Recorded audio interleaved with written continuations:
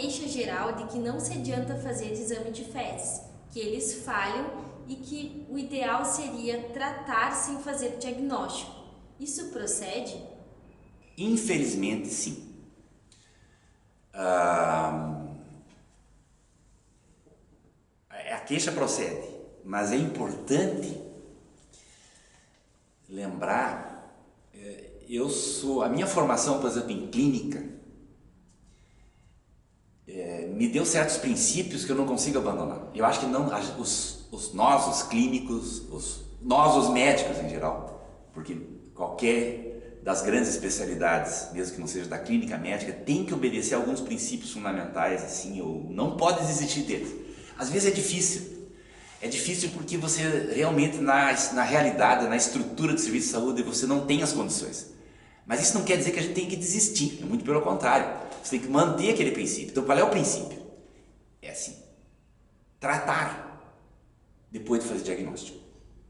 Eu costumo dizer para os alunos que eu espero que eles sejam bons médicos e boas médicas. Isso significa dizer, entre outras coisas, que eles sejam médicos diagnosticantes e não médicos tratantes, porque de médicos tratantes nós estamos cheios. O diagnosticante, qual é o médico diagnosticante? É aquele que valoriza esse princípio de fazer diagnóstico.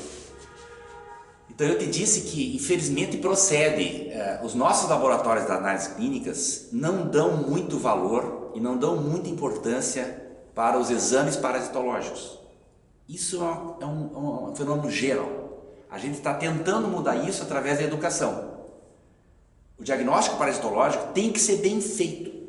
Ele pode ser bem feito. E aí ele vai dar resultados confiáveis. Então essa tua pergunta é um dilema. Ao mesmo tempo eu tenho que dizer que o procedimento correto não é tratar sem fazer diagnóstico. Eu reconheço que procede a queixa de que colegas que dizem assim, por exemplo, eu não vou pedir exame parasitológico de fezes, o popular EPF, porque sempre vem negativo, por exemplo. Eu lembro até agora de uma reportagem no Fantástico, em que a produção do Fantástico entregou amostras de material para vários laboratórios e essas amostras continham parasitas, estruturas parasitárias, e a maior parte dos laudos vieram como negativos, só para ilustrar o que realmente procede dessa queixa, mas é um problema de qualidade, de responsabilidade do trabalho das análises clínicas. Eu aqui em Porto Alegre fiz há uns anos atrás, me pediram para falar num congresso sobre amebíase, giardíase e criptosporidiose, onde o diagnóstico parasitológico de fezes exige alguns elementos indispensáveis. Por exemplo, para você identificar a presença de criptosporídeo nas fezes, é absolutamente essencial que o laboratório tenha uma ocular milimetrada no microscópio, para ele poder medir o tamanho do cisto. Que não adianta nenhuma outra, do ponto de vista prático, nenhum outro elemento de morfologia é capaz de você permitir que você identifique o cisto. Precisa medir ele. Isso, o CDC nos Estados Unidos, o Serviço de Referência na Inglaterra, só para citar dois, tem muito claramente isso.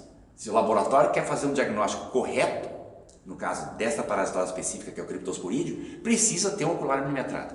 Eu fiz um levantamento por telefone aqui em Porto Alegre, em todos os laboratórios que tinha na época, eram 20 e poucos. É muito interessante porque metade deles não me responderam, não quiseram me atender. Na outra metade, a maioria não sabia o que era esse tal de ocular milimetrado. Então, isso não é admissível. Nós não podemos reclamar que o sistema de saúde não funciona se todos os elementos do sistema de saúde não estiverem fazendo o trabalho que tem que fazer, de forma correta, de forma honesta e de forma confiável. Então, infelizmente, procede de que o EPF geralmente as pessoas não dão importância porque costuma ser mal feito mesmo.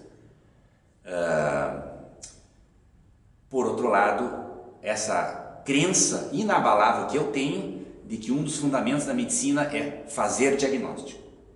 O tratamento, eu por exemplo, não confesso para vocês, quanto mais velho eu fico, mais fácil fica para mim de confessar, que eu não sei quase nada de tratamento, já estou esquecendo tudo. Mas não é importante isso, porque o tratamento hoje em dia com o tablet, com a web, não é? com a cloud, na nuvem, já existem todos os compêndios de várias organizações dizendo com o diagnóstico tal, a droga tem que ser dada essa, em tal dose, em tal via, tem tal complicações, tem tais efeitos adversos. Tá lá, eu não preciso decorar isso. O que eu tenho que fazer é saber fazer o diagnóstico. Se eu não fizer o diagnóstico, eu não consigo chegar lá. E quais são as principais complicações e causas de doença grave causadas pelas parasitoses intestinais? Quais são as principais complicações e causas da doença grave produzida pelas parasitoses intestinais? Aí eu vou começar falando de uma que é clássica e a gente olha nos livros e as pessoas não acreditam que possa acontecer na realidade, que é, no caso da infecção por ascaris, a formação de um enovelamento dos vermes, eles resultando numa obstrução, né, do intestino. Essa é uma situação que evidentemente ela é dependente de uma quantidade enorme de parasitas. Então, juntando com a questão anterior em que a gente avaliou de que a prevalência está caindo, graças a Deus, então provavelmente esses casos graves de obstrução por ascaris vão diminuir ou vão desaparecer, mas ainda é uma preocupação que o médico precisa saber que isso pode acontecer mesmo em áreas que você acha que às vezes acabou ou quase está acabando, mas por alguma característica especial, às vezes até com um distúrbio de conduta da criança, em que ela tem um acesso muito grande ao material contaminado de solo, etc. Essa é uma primeira situação grave que eu gostaria de salientar.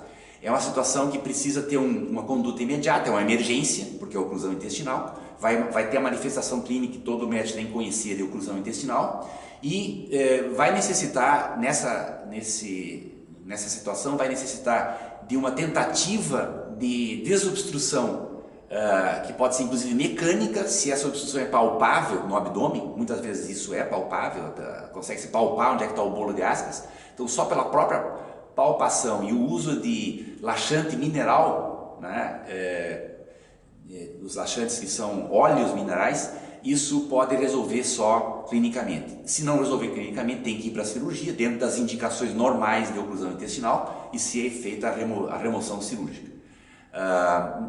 Junto com o óleo mineral, aí é uma indicação precisa, talvez a única que restou, para piperazina. Piperazina é um vermífugo, é uma substância que não mata o verme, promove a fuga. Vermífugo, promove a fuga. E nesse caso ajuda muito, porque é um paralisante da musculatura do ascaris, com isso ele para de se enovelar, facilita a sua saída. Uma outra complicação também ligada ao ascaris é o ascaris, é uma terminologia que eu criei de dizer que o ascaris é buracófilo, ele gosta de buracos.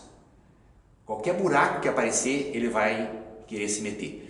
Então, se ele se mete na papila de Vater, ele vai fazer uma migração dramática através do canal de Wirsum, pode causar uma pancreatite, ou ele pode subir pelo colédoco e causar uma inflamação no colédoco, pode subir para o parênquima hepático. Então essas são situações também graves associadas ao ascaris. Se ele sobe para o estômago, para o esôfago, ele pode ser pela boca, ou ele pode ser pelo nariz, ou o que é o mais dramático em criança pequena, quando um ascaris, em vez de sair pela boca ou vir para o nariz, ele desce do esôfago para a traqueia, podendo causar obstrução, dependendo do local até onde ele conseguir.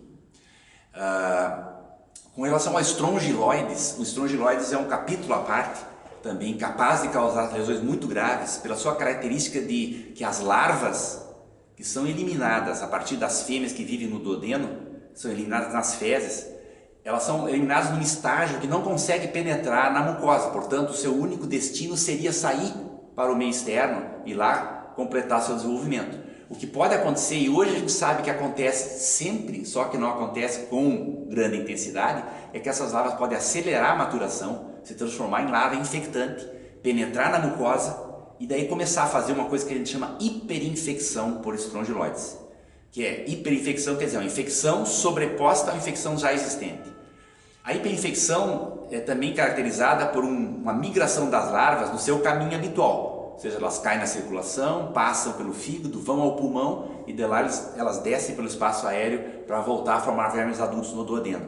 Essa situação pode se complicar um pouco mais, e aí sim depende da condição do hospedeiro, mas especialmente ligado ao uso de corticoides, de que essas larvas passem a acelerar mais ainda esse processo, e aí, em vez de só migrar pelo caminho normal, elas se disseminam para todo o corpo.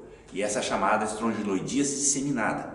Ela está associada com os pacientes em estágio terminal, de situações com câncer grave, pacientes muito imunodeprimidos, e especialmente quem usa corticoide.